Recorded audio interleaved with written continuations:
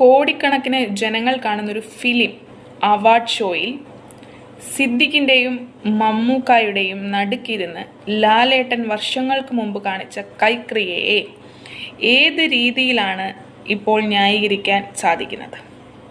അതെ, big boss Malayalam season 6 മത്സരാർത്ഥിയായിട്ടുള്ള സിബിനും ജാസ്മിനും തമ്മിലുള്ള വാക്കുതർക്കത്തിനിടയിൽ സിബിൻ ഒരു കൈകൊണ്ടൊരു ആക്ഷൻ കാണിച്ചു ജാസ്മിനെ. അത് അങ്ങേയറ്റം തെറ്റായിട്ടുള്ളൊരു പ്രലോഭനം തന്നെയാണ്, അതിനൊരിക്കലും ന്യായീകരിക്കുന്നതുമല്ല. എന്നാൽ മോഹൻലാൽ വർഷങ്ങൾക്ക് മുമ്പ് കാണിച്ച ആ കൈക്രിയ അതെന്താണെന്ന് എല്ലാവരും കണ്ടിട്ടുള്ളതാണ്, വിശദീകരിക്കാൻ ഞാൻ താല്പര്യപ്പെടുന്നില്ല. അതിനെ ഏത് രീതിയിലാണ് ന്യായീകരിക്കാൻ സാധിക്കുന്നത്? അതെന്താ കുഴപ്പമായിട്ടുള്ളൊരു കാര്യമല്ലേ? അതും വളരെ വൾഗായിട്ടുള്ള, ഏറ്റവും കൊച്ചുങ്ങൾക്ക് വരെ ഇപ്പം മനസ്സിലാവുന്ന രീതി കാണിച്ചു കൊടുത്തതാണ് ലാലേട്ടൻ. അപ്പം അതിന് എന്താണ് പറയാനുള്ളത്? ഒരിക്കലും സിബിൻ കാണിച്ച കൈക്രിയയെ ന്യായീകരിക്കുന്നതല്ല. 3.5 കോടി ജനങ്ങൾ കാണുന്ന ഒരു റിയാലിറ്റി ഷോയിൽ സിബിൻ എന്ന് പറയുന്നൊരു മത്സരാർത്ഥി ഒരിക്കലും കാണിക്കാൻ പാടില്ലാത്തത് തന്നെയാണ് കാണിച്ചത്. പക്ഷെ അതിനെ ഒരിക്കലും ന്യായീകരിക്കുന്നതല്ല.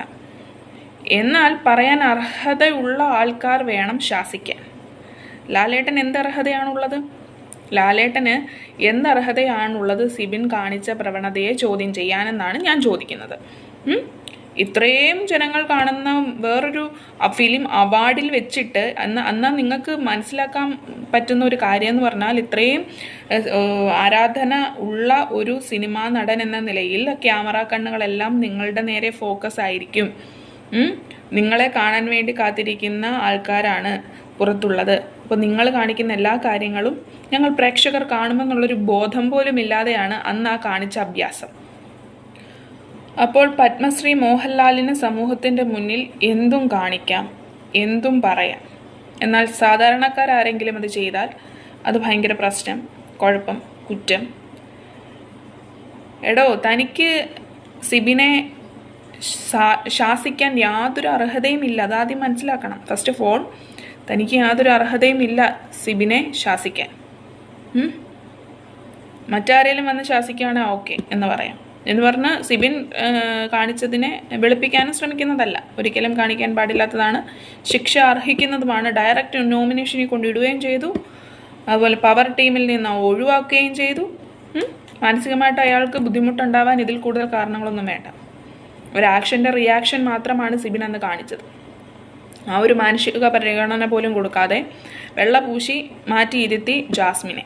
അതൊക്കെ പോട്ടെ, അതൊക്കെ നിങ്ങളുടെ നാടകീയമായിട്ടുള്ള രംഗങ്ങൾ. ജാസ്മിനെ എത്ര നാളിങ്ങനെ വെള്ളപൂശി നിർത്താൻ കഴിയും എന്ന് മനസ്സിലാവുന്നില്ല. ജയിൽ നോമിനേഷനിലെ നോറയും ജാസ്മിനും ജയിലിൽ പോയി. ജയിലിൽ കിടന്ന് ജാസ്മിൻ കാണിച്ച ഇത്ര ചീപ്പ് തേർഡ് റേറ്റ് നാടകത്തെ പറ്റി ഒരക്ഷരം പോലും മോഹൻലാൽ സംസാരിച്ചില്ല. അതെന്തുകൊണ്ടാണ്? ഏറ്റവും ചീപ്പ്, ഇതിനെ ഒരു ഗെയിം എന്ന് പോലും പറയാൻ പറ്റാത്ത, അപ്പം ഈ 3.5 കോടി ജനങ്ങളും കുട്ടികളും ഒന്ന് കാണുന്ന റിയാലിറ്റി ഷോ അല്ലേ? എത്ര മോശമായ രീതിയിലുള്ള സംസാരങ്ങൾ, എന്തെല്ലാം കാര്യങ്ങൾ. ജയിലിൻ്റെ കമ്പിക്കിടയിൽ കൂടെ ഗബ്രിയെ വിളിച്ച് കെട്ടിപ്പിടിക്കുന്നു. അങ്ങനെ എന്തെല്ലാം മോശമായ സ്റ്റേറ്റ്മെൻറ്റുകൾ സംസാരിച്ചു. ജാസ്മിനെതിരെ ഒരക്ഷരം പോലും സംസാരിക്കാൻ മോഹൻലാലിന് കഴിഞ്ഞില്ല. ശനിയാഴ്ച പറയുമെന്ന് വിചാരിച്ചു, പറഞ്ഞില്ല. അപ്പോൾ വിചാരിച്ചു എന്നാൽ ഞായറാഴ്ച പറയാനായിരിക്കും. അപ്പോൾ ഹൈജീൻ്റെ കാര്യം എടുത്തിട്ട് അവളെ ഒരു സൈഡിലോട്ട് അങ്ങ് മാറ്റി, മൈക്കിൻ്റെയും കാര്യം എടുത്തിട്ട്. അവളെ എന്തിനാണ് ഇങ്ങനെ വെള്ളം പൂശുന്നത്? അല്ലെങ്കിലും ബിഗ് ബോസ് സീസൺ 1 മുതൽ സീസൺ 5 വരെ കാണുന്നൊരു കാര്യമാണ്, ഏഷ്യാനെറ്റും ബിഗ് ബോസിലെ മറ്റ് അണിയറ പ്രവർത്തകർക്കും ആരെങ്കിലും ഒരാളെ സേഫാക്കി വെച്ച് നാടകം കളിക്കാൻ ഭയങ്കര മിടുക്കാം. ഓരോ സീസണിലും ഓരോ തരം. കപ്പ് അവർ കൊണ്ടുപോയില്ലെങ്കിൽ പോലും കപ്പ് അടിക്കുന്നിടം വരെ അവരെ എങ്ങനെയും താങ്ങി ഇങ്ങനെ നിർത്തും. കാരണം അവരേറ്റവും കൂടുതൽ പ്രശ്നക്കാരായിരിക്കും അവിടെ. അപ്പോൾ റേറ്റിംഗ് കൂടുതൽ കിട്ടാൻ വേണ്ടിയിട്ടേ അവർ കാണിക്കുന്ന തെറ്റുകളൊന്നും കൂടുതൽ ചൂണ്ടിക്കാണിക്കത്തില്ല. അപ്പോൾ ഞങ്ങൾ പ്രേക്ഷകർക്ക് പ്രകോപനം കൂടിയിട്ട് ഞങ്ങൾ കാണുന്നു, സംസാരിക്കുന്നു, ഇതുപോലുള്ള ഓരോരുത്തർ വീഡിയോ ചെയ്യുന്നു. അപ്പോൾ റേറ്റിംഗ് കൂടുമല്ലോ. സൈക്കോളജിക്കൽ മൂവ്മെൻറ്റ് ഏഷ്യാനെറ്റിൻ്റെ. ഇത്ര ചീപ്പ് തേർഡ് റേറ്റ് ഷോ വേറെ കാണത്തില്ല. ഇത്ര ചീപ്പ് തേർഡ് റേറ്റ് ഷോ, കയ്യാങ്കളി വരെ, അതും ഒരു ഉളുപ്പുമില്ലാതെ പ്രേക്ഷകർക്ക് മുന്നിൽ കാണിക്കാൻ മടിയില്ലാത്ത ഒരു റിയാലിറ്റി ഷോ. മോനെയൊക്കെ ഇടിച്ചങ്ങ് പറിക്കുക, അതൊന്നും കാണിക്കുന്ന ഒരു വയലേഷനും ഇല്ല. സ്റ്റുപ്പിഡിറ്റി. ആടിനെ പട്ടിയാക്കുന്ന ഷോ, പട്ടിയെ ആടാക്കുന്ന ഷോ. ജീവനുള്ളവരാരും അതിനകത്തിലോട്ട് പോകരുത്. നാണവും മാനവും വേണമെങ്കിൽ. ഇപ്പോൾ പോകുന്ന രീതി ആയിരിക്കത്തില്ല തിരിച്ചിറങ്ങി വരുന്നത്. ചിലപ്പോൾ കുടുംബം പോലും കൂടെ കാണില്ല.